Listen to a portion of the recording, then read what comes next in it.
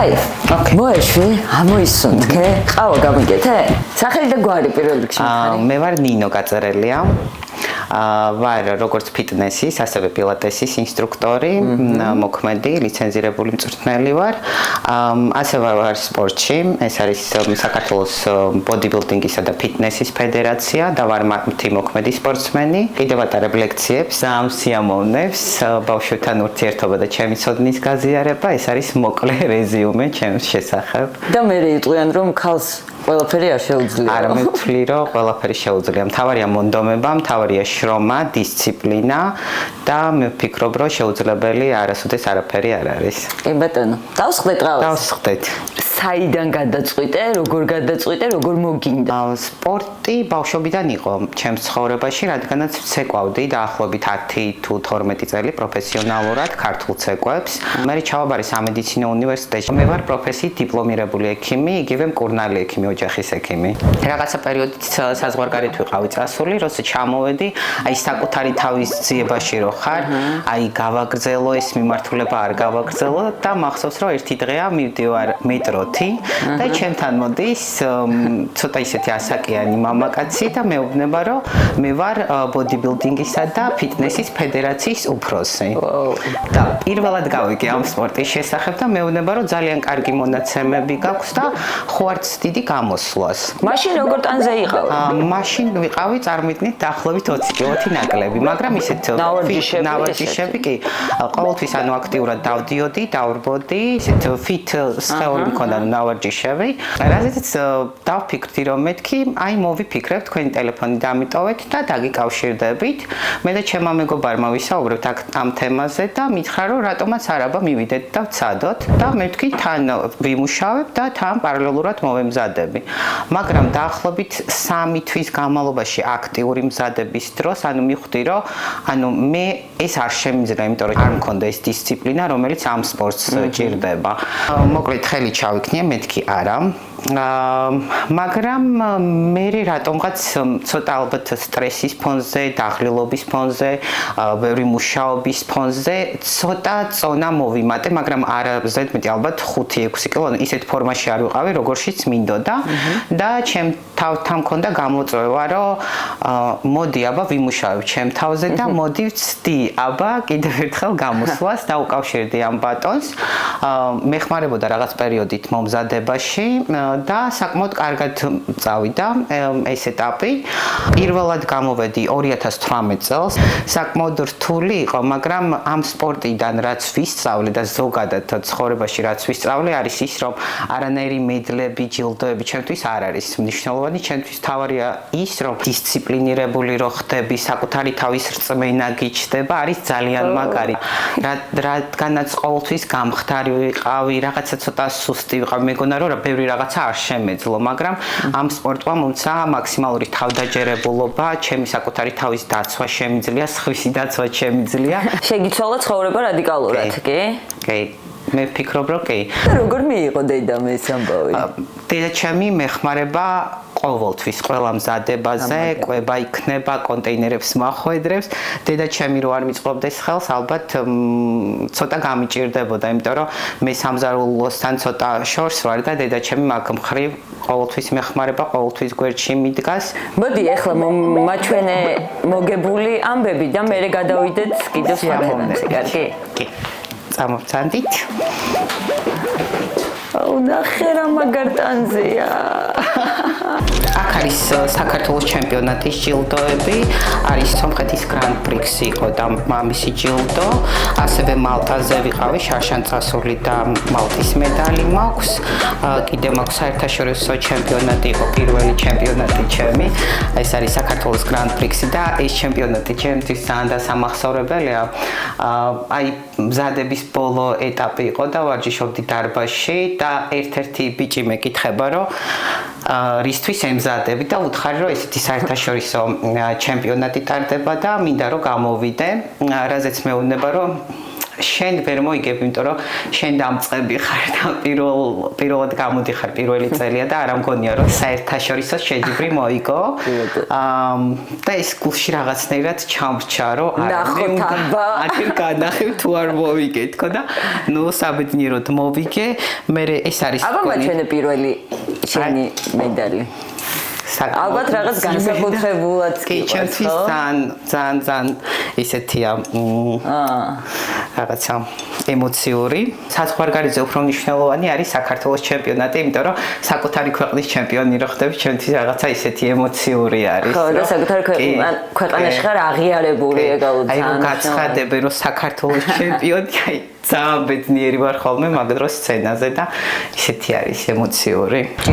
ევროპის ჩემპიონატი არის 29 აპრილს მიფრინავ და დაახლოებით ალბათ 2-ში ან 3-ში იქნება ჩემი გამოსვლა. მე მაქსიმუმ შევეცდები რომ ასახელო საქართველოს და ვნახოთ აბა რა და როგორ იქნება. მე დაგპატიჟებთ აუცილებლად საქართველოში ტარდება ასევე საერთაშორისო ჩემპიონატია. თვითონ IFBB-ის პრეზიდენტი ვინც არის სანტოხა, მისი თასით ტარდება, საკმაოდ დიდი ჩემპიონატი იქნება და აუცილებლად მინდა რომ მოხვიდეთ საგულშემატკივრად დაგპატიჟებთ. და გადავიღებთ აუცილებლად. ძალიან მაგარი იქნება. იცი რა მაინტერესებს? ესე ჩვეულებრივად შეუძლია ნებისმიერ ქალს გოგოს ადგეს, მოვიდეს, დაგიკავშირდეთ და ჩაერთოს ესე ვარჯიში. თავარი არის. და სად შეუძლია მოვიდეს კიდევ ერთხელ? ჩვენ გვაქვს ფედერაცია, ეს არის საქართველოს საერთაშორისო, ანუ IFBB-ის ფედერაცია არის, პრეზიდენტი არის ნუცა ზურაბიშვილი, შეუძლია ნუცა ზურაბიშვილს დაუკავშირდეს, თუნდაც ჩვენი ფედერაციის წევრი გახდეს. მთავარია რომ დისციპლინირებული იყოს, იმიტომ რომ ჩვენი სპორტი არის დისციპლინა, გენეტიკური ფაქტორებიც აუცილებელია და რაც არ უნდა გენეტიკური ფაქტორი არ გქონდეს, მაინც შრომით, მუდმივი დისციპლინით, კვების რეჟიმით, სწორი სავარჯიშო პროგრამით და აი საკუთარი თავის წვენით მე ვფიქრობ, რომ ნებისმიერ ასაკში შესაძლებელია რომ ვიყოთ ფორმაში, ვიყოთ აქტიურები და ვიყოთ დიდ სპორტშიც. არის პრობლემა ის რომ რადგანაც ოლიმპიური სპორტი არ არის შესაბამისად დაფინანსება სპორტში არ არის და ძალიან ბევრი პერსპექტიული სპორტსმენი გვყავს და იქიდან გამომდინარე რომ ეს სპორტი ფინანსებთან არის ძალიან დაკავშირებული, იმიტომ რომ თუნდაც კვება ავიღოთ, თუნდაც ტრენერის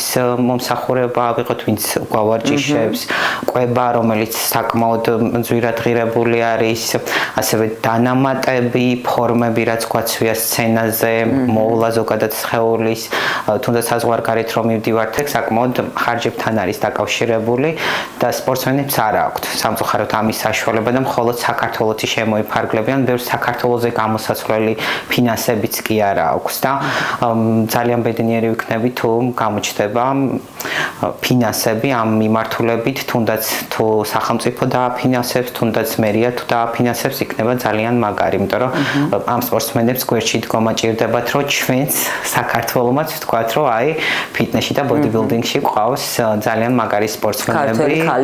კი, ბიჭები ყავს ძალიან მაგრები, აი ჩვენთან რომ მოყავს. ბიჭებშიც იგივე პრობლემაა? ბიჭებშიც იგივე პრობლემაა სამწუხაროდ.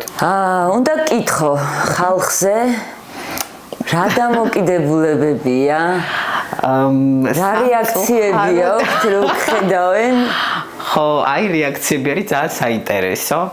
ერთ ისტორიას გავიხსენებ, გამოდივარ რაღაც მაღაზიიდან, ველოდები ტაქს, მეორე ქუჩის მხარეს დგას ერთი ძალიან საყვარელი მოხუცი ქალბატონი და მიყურებს.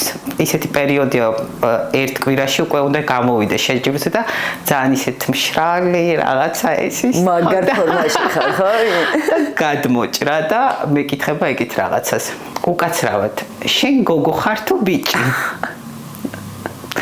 და მე ისე მოდიოდა რომ მეგონა რომ რაღაც კომპლიმენტი უნდა ითქვა, მაგრამ საწუხაროდ აი ეგეთი კითხვით მოვიდა, ხშირად არის ხოლმე ეგეთი კითხვები, აი პირადად ალბათ უფრო ნაკლებად, უფრო სოციალური ქსელების მეშვეობით, სამწუხაროდ ძალიან ცუდი კომენტარებია ვიზუალთან დაკავშირებით, რომ აი რას გავხარ, ქალი ხარ, კაცი ხარ, რაში გჭირდება. ყოველთვის პასუხობ იმას, რომ მე ვარ სპორტსმენი, მე გამოვიყურები ისე როგორც უნდა გამოიყურებოდეს სპორტსმენი. არ ვიცი რას უნდა დავაბრალო. ალბათ რაღაც ცოდნის ნაკლებობა, ალბათ არიციან ეს სპორტსმენები რამხელა შრომასდებენ იმისთვის, რომ ესე გამოიყურებოდნენ, თუნდაც როგორც მე გამოვიყურები. საწყისში უფრო გული მწყდებოდა ამ მსგავს კომენტარებზე, მაგრამ ახლა უბრალოდ შევეჩვეო, ჩვენ მათთვის ცოტა რთული ახსაქმელი არის, რომ აი რატო შეიძლება მოგინდეს, რომ თუნდაც ხალხს რო დაიკუნთო და წარმოიდგინეთ, რომ მთელი წელი შეიძლება იმზადებოდე იმისთვის, რომ 2 წუთით დადგეს სცენაზე და მაგ სცენაზე უნდა შეგაფასონ ვიზუალით ჩვენს როგორ ფასდება ისე? ხო, აქ არის პროპორციები, არის გენეტიკა, არის როგორ წარმოაჩენს საკუთარ თავს სცენაზე, როგორი სიმშრალე გაქვს, როგორი ან თავარია რომ ძალიან თავდაჯერებული იყო, კარგი პოზირება გქონდეს, ანუ ის შენი დადებითის და უარყოფითის, ის უარყოფითი უნდა დამალო, დადებითი უნდა წარმოაჩინო კარგად. ან მაგარი იქნება, რომ აი ხალხმა დავაფასოთ არა ის რომ აი რას გავხარ, უბრალოდ ამ რას გავხარს უკან, აი ძალიან დიდი შრომა დევს და უბრალოდ არ ვიცი, ალბათ ზოგ ადამიანს ვისაც ცოტა აი თვით შეფასების პრობლემები აქვს, ან თუნდაც რაღაცა კომპლექსები აქვს, ალბათ მათთვის ძალიან რთული გადასატანი იქნება და მე იმდენად მომწონს ჩემი თავი, იმდენად მიყვარს, იმდენად ვაფასებ იმას, რასაც მე ვაკეთებ ჩემი თავისთვის, რომ რა ვიცი, ალბათ ვინ რა უნდა მითხრას, რომ ძალიან იმოქმედოს. უმეტესად ქალები სამწუხაროდ ქალები. სამწუხაროდ ქალები. როცა ქალები უფრო მეტად უნდა დაუდგეთ ერთმანეთს, უფრო მეტად უნდა დავაფასოთ, აი არ ვიცი. იცი რა, ქალს რომელსაც საკუთარი თავი უყვარს, მე ვფიქრობ, რომ ესეთი ქალი სხვას კომენტარს არ დაუწერს, რომ აი შენ რას გავხარ, ფუ, რას გავხარ, კაცი ხარ, ქალი ხარ. აი შემდგარი ქალი, ისეთი ქალი, რომელსაც საკუთარი თავი უყვარს, საკუთარ თავს აფასებს, ესეთი ქალი არასოდეს არ დაუწერს მეორე ქალს მსგავს კომენტარს და ვეტყოდი, რომ უფრო მეტი მიმღებლობა გქონდეს ერთმანეთის მიმართ, ყველანაირი ადამიანი, როგორიც არ უნდა იყოს, ყველას მიმართ უნდა გქონდეს გაგება, უნდა შეგვიძლოს ერთმანეთის სიყვარული და რაც უფრო მეტი სიყვარული გვაქვს, რაც უფრო მეტი პოზიტივი გვაქვს, ხო, ერთმანეთის მიმართ, ალბათ მე უფრო ნაკლებად იქნება მსგავსი რაღაცა უხეში დამოკიდებული და ცუდი დამოკიდებულება ერთმანეთის მიმართ და ნახოთ აბა როგორ იქნება. მე მგონი ყველაფერი კარგად იქნება. ყველაფერი კარგად იქნება აუცილებლად. ამის იმედი არასდროს არ უნდა დავკარგოთ. იმედი აუცილებელია და რწმენა ყველაფრის. მშობლებსაც ვეტყოდი, რომ აუცილებლად უნდა დაუდგნენ მშობლები შვილებს გვერდში ნებისმიერ წამოწყებაში, იმიტომ რომ მე მაგალითად ოჯახის მხარდაჭერას როცა ვგრძნობ, უფრო მეტად ესე ძლიერი მგონია საკუთარი თავი და ალბათ სიძლიერე ზუსტად აი ეს მხარდაჭერა და აი ეს რაღაცა სითბო და ის დამოკიდებულება გვაძლევს, ამიტომ მაქსიმალურად ყველა მშობელს ვეტყოდი, რომ განსაკუთრებით სპორტსმენები მშობლებს, რომ აი ძალიან მაგრები არიან, რომ გვერდში უდგანან თავიანთ შვილებს და ყველას აბსოლუტურად ყველას უსურვებს წარმატებას და სპორტი არის დისციპლინის ჩამოყალიბება და დისციპლინა არის ის, რომელიც ჩვენ ცხოვრებაში ალბათ ყველანაირი წამოწყება იქნება, ყველანაირი საქმე თუ რაც იქნება, ალბათ არ ვიცი, ალბათ წინსვლისთვის აუცილებელი არის და სხვა არ ვიცი რა უნდა ვთქვა.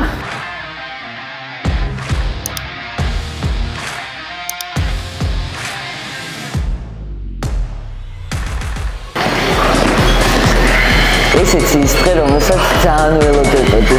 როგორ ვარგიშობს ნინი და რას გადის, აბა ნახოთ ერთად და მეც შევეცდები რომ რაღაცა ცოტა მაინც გავაკეთო რა. თუ გამოვედი იქიდან მე დავდი იქ მე ნახეთ თქვენ. იმდენი დღე გიწევს ვარჯიში აქ. ჩემი დილა იწყება ძირითადად კარდიოაერობული დატვირთვებით. დილით უზმოზე მაქვს 1 საათი დაახლოებით აერობული ტიპის დატვირთვა, აი კარდიოს რასაც ეძახიან. ვდგები კიბეზე, სპეციალური კიბე არის, რაზეც ხო. ავდივარ ხოლმე დაახლოებით 1 საათი. მე 1 საათი კიბეზე არიხარ და სამნაბიც რო ვდგავ ხოლმე. გული მიფრია. 300 სართულს მიწეს, რომ მე 303 სართულზე ავედი. მე უკვე ვის მივისვენებ რა პერსონალურებს ვავარჯიშებ და მე საღამოს მაქვს უფრო ძალისმიერი ტიპის ვარჯიში. ანუ ორი ვარჯიში გაქვს? კი, დილა, საღამო. ჩემპიონატი რომ მოახლოვდება, მე შეიძლება 3-ს კონდეს დილა საღამოს აერობული ტიპის ვარჯიში და მე სადღაც შუა დღისკენ უფრო ძალისმიერი. წავედით. ნახოთ ერთი რა ჩიტი ვარ. ვერც რომ დავდივარ და ვკიტინებ.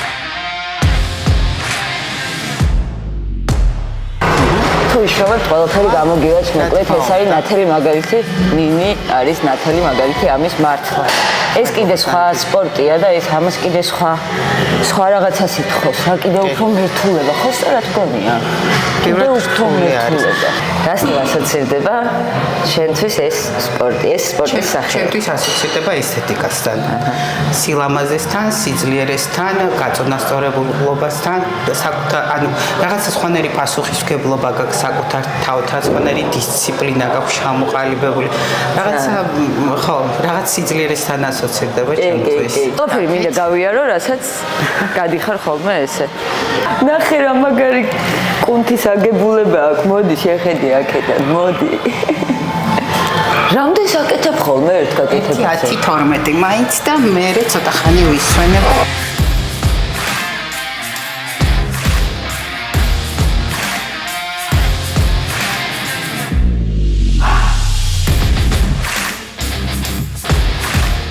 გადაწყვეტ ამ სპორტის ამ სახეობაში ყოფნას უნდა გაითვალისწინოთ ყოველი წამი ცხოვრების ხო სწორად გავიგი ამ 3 დღეში ხო ეს არის დელტოიდები ხშირად ეძახიან ხოლმე მხარს ხო მაგრამ ხრის კუნთები არის ტრიცეპსი ბიცეპსი და ბრახიალისი რაც შეეხება დელტას არის წინა კონა შუა კონა და უკანა კონა მე აქცენტს ვაკეთებ ძირითადად შუა ნაწილზე იმიტომ რომ წინა და უკანა ასე თუ ისე კარგად მაქვს განვითარებული ფიქრობ რომ ცოტა შუა ნაწილი ჩამომრჩება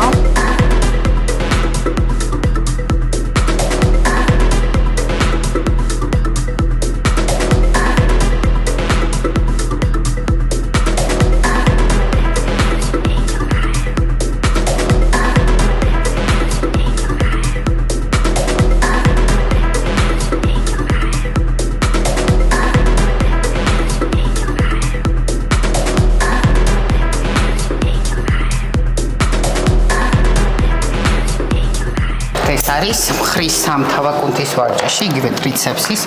ქალბატონების შემთხვევაში საკმაოდ პრობლემური ზონა არის, იმიტომ რომ ცხიმის დაგროვება ხდება კუნთის ხორდუნებულია და ხო ცოტა მოშვებული არის. აი ეს ქვევით. აქედან გამომდინარე ისეთი საჭირო ვარჯიშია.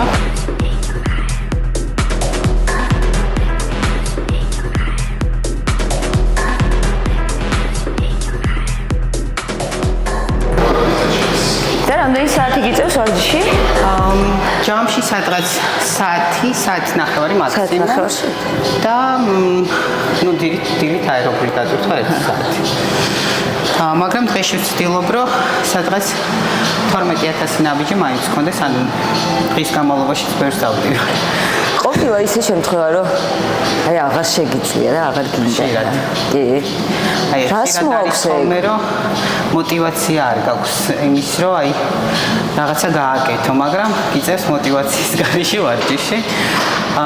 ეს აი უფრო აი კვების დროს არის ხო როცა ნახშირწყლების ნაკლებობა გაქვს, ერთადაც ცილოვან პროდუქტზე ხარ, აი ეს სისუსტე, რაღაცა დაღლილობა, ნუ ისეთ ენერგიაზე არ ხარ, როგორც უნდა იყო. სისუსტის გამო ვერც ვარჯიშობ ისე როგორც საჭიროა და აქედან გამომდინარე ხშირად არის ხოლმე ის რაღაცა დეპრესიული ფონები, მაგრამ ნუ ყველა ვარიანტი ისე რობოტივით ვარ, ანუ უნდა გავაკეთო, ვიცი და ვაკეთებ. თორე ერთხელ თუ გაჩერდი, მგონია რომ მე არ გაჩერდე არასდროს. მე ისე ვფიქრობ. ყველაფრის მიუხედავად, მაინც უნდა ვიმოძრაოთ წინ. მოძრაობა და მოძრაობა. კი ბატონო.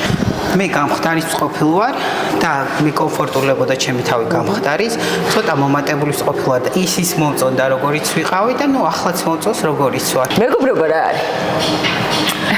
უცებთვის მეგობრობა არის უფრო ნდობის ფაქტორი, რო ყავს ადამიანი გვერდზე, ვისაც ენდობი, ნებისმიერ დროს, როცა შეგიძლია რომ დაურეკო, რაღაცა რჩევა კითხო, თანადგომა, ვინც გეიმედება, ჩემთვის ალბათ უფრო ეს არის მეგობარი, ვისი იმედიც გაქვს. და სიყვარულს როგორ აღიქვამ? შენ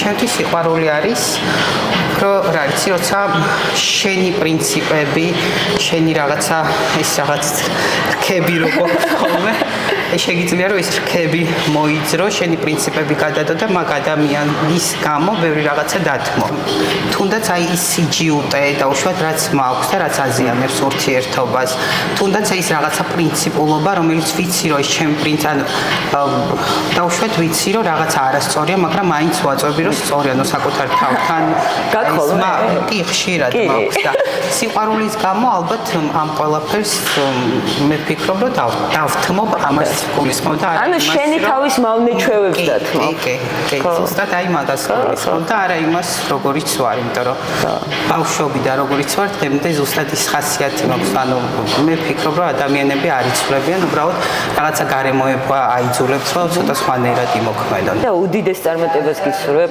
უდიდეს ძალიან გამიხარდა შენი გაცნობა მიხარია რომ ძალიან მაგარ საქმეს აკეთებ იმიტომ რომ აი რომ მომწერე და რომ წავიკითხე ხო სათაური თქვენი პლატფორმის აი ძალიან გამიხარდა იმიტომ რომ ძირითადად ცოტა სექსისტური დამოკიდებულება მხოლოდ კაცებზე საუბრობენ და ქალებზეც უნდა ველაპარაკოთ იმიტომ რომ ფიქრობ რომ მაგარი ქალები ყავს ქართველებს ძალიან ძლიერი ქალები ყავს აუცილებელია რომ ამ ქალებზე ვიღაცა მილაპარაკოს და ძალიან მაგარი გოგო ხარ რომ ამ საქმეს შეეჭიდე და გისურვებ უამრავ წარმატებას და მიხარია რომ ერთ-ერთი ესეთი შენი გადაცემის გმირი მეც ვარ და ძალიან მხარული ვარ ამ ყველაფრით. სხვანაირად არ შეიძლებოდა, საი არ შეიძლებოდა შენამდე რო არ მოსულიყავი და ძალიან ერთი პატარა და მოგრძალებული საჩუქარი მაქვს შენთვის. ჩვენ კადრს მიღმა ვისაუბრეთ და ყველაზე პრობლემური იყო მაინც ქალის სპორტსმენი ქალების კანის მოვლა. Beauty Mode ესე არის. ალექსანდრე ყაზბეგის 44 ნომერი. პატარა და მოგრძალებულია, მაგრამ დიდი გულით არის, ერთწლიანი. სახის წვენდა და პლუს სეზონური პილინგი. მოგივლიან.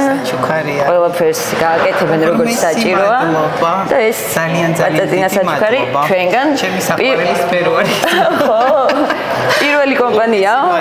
პირველი კომპანია, ვინც გამოიჩინა ქალების გაბედნიერებისთვის ყურადღება და ნახოთ რა, მინდა რომ ძალიან ბევრი კომპანია შემოგვიერთდეს, მინდა რომ ერთად გავახაროთ ქალები, თუნდაც პატარ-პატარა უმნიშვნელო რაღაცებით, იმიტომ რომ ბედნიერება დეტალებშია მართლა. მეტი არაფერს. აქ დაგემშვიდობები. და შემდეგ შეჯიბრებებზე უნდა მოვიდეთ.